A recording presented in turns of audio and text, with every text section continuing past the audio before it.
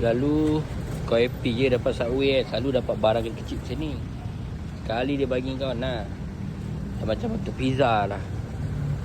Weh, berbanyak lah dalam ni tu. Aku beg kecil tu. Beg kecil tu. Sorry lah, memang terpaksa melintang sikit lah Maaf lah customer. Tapi aku rasa roti tak ada masalah kot. Dia jangan pizza je. Grab dia bagi aku ikut jalan straight kan. Tak apa, kita ada jalan shortcut dia. Kita ikut sini. Kita ikut Mitek. Kita nak kena hantar kat Miti. So kita ikut jalan dalam. Grab ni bagi laluan yang tak berapa cantik, dengan jam lagi. So kita ikut jalan dalam.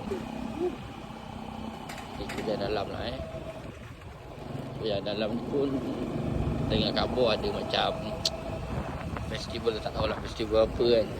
Tak apa. Pagi lagi belum jam lagi lah sini. Daripada kita ikut jalan tadi tu lagi teruk kan.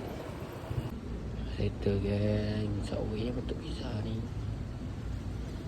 Ayo, pagi dah kena.